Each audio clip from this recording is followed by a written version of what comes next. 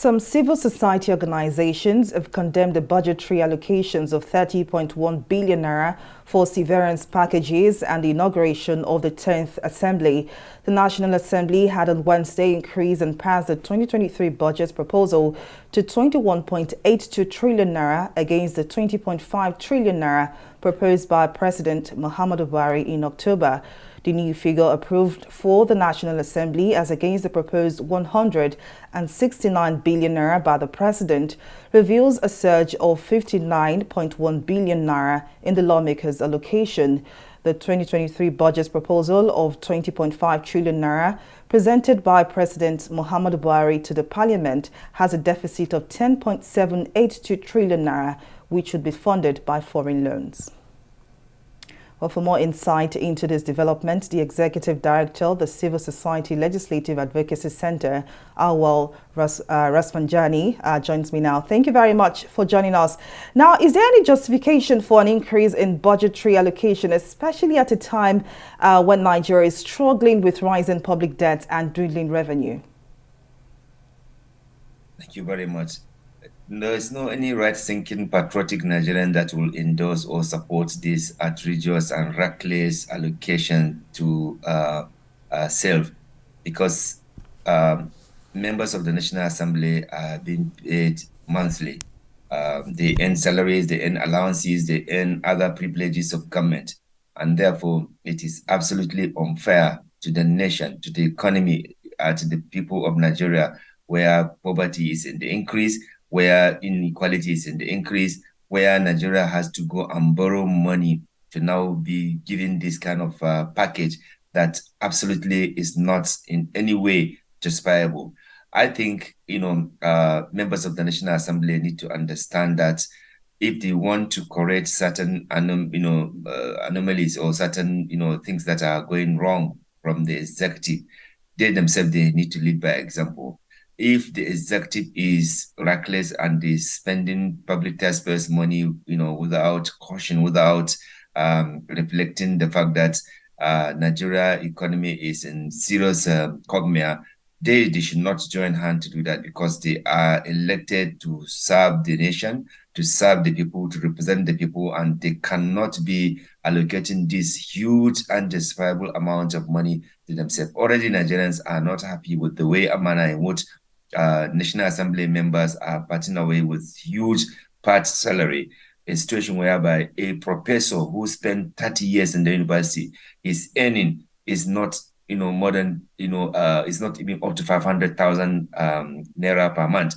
And yet somebody who is a legislator will have a minimum takeoff in a month of at least 7 million, in the case of Senate, 11 million respectively, as some people are even calling 13 million for the Senate. So I think it is absolutely unfair when we look at the economic situation, when we look at what they are going to allocate to themselves. We will have to go and borrow to give this bonanza to them. At the same time, Nigerians are languishing in absolute and abject poverty. 30,000 minimum wage is difficult to be paid in this country, but lawmakers are earning this. Some government official in the executive and the appointee of the president are any equally, unreasonable and unjustifiable amount of money. Now, these lawmakers, some of them, they are not first timer, they are not second timer. Some of them, they have been, coming to assembly since 1999. So every year, which is of course a very valid point. I'm sorry to cut you short here, but you've mentioned that the executive arm of government and the legislative arm of government are both culpable of this situation. But what mechanisms are in place to ensure that situations like this are basically forestalled? If in this situation, you've said the executive and the legislative arm of government should be held accountable for situations like this.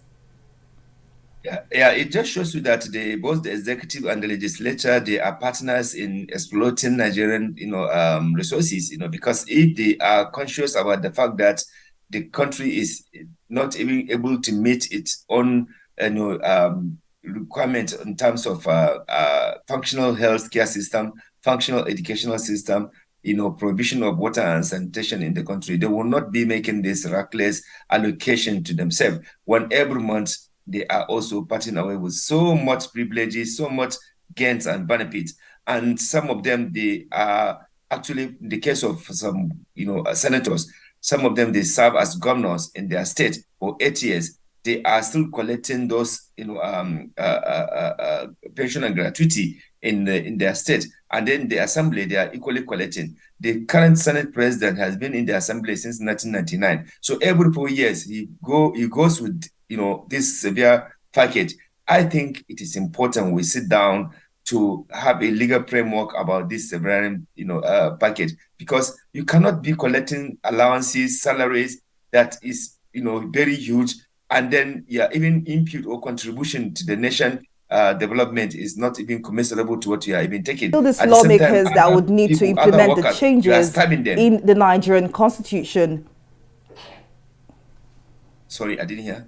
I said it's still the legislative arm of government that will need to, implement these changes in the constitution. So what else? How do we go on from there? So it is expected that as a patriotic, responsible lawmakers and executive, as they are supposed to, they should have come together to say, look, we cannot afford the luxury of reckless spending in this country. We are already benefiting as public officials.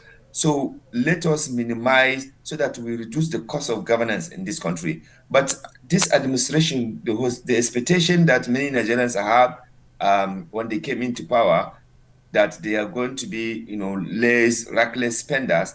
They have proven Nigerians wrong, and the international community that actually, indeed, there's no difference between the previous ones and this one. In fact, in the past, the amount budgeted for this severe package, severance package, is not as big as even what we have. Even Saraki administration, the ex-assembly, they did not spend 30 billion. They spent less than that.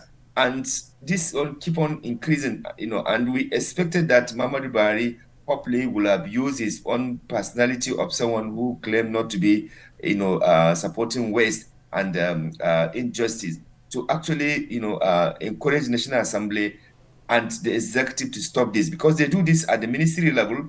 All the ministers and their political party, they are also getting this severe, Rafsanjani, and to severe think package. that we have, So, a situation of increasing debt burden on Nigeria, but it's still a topic for more discussion. Our Rafsanjani, the Executive Director, Civil Society Legislative Advocacy Center, thank you very much for your time and your contribution on News Now.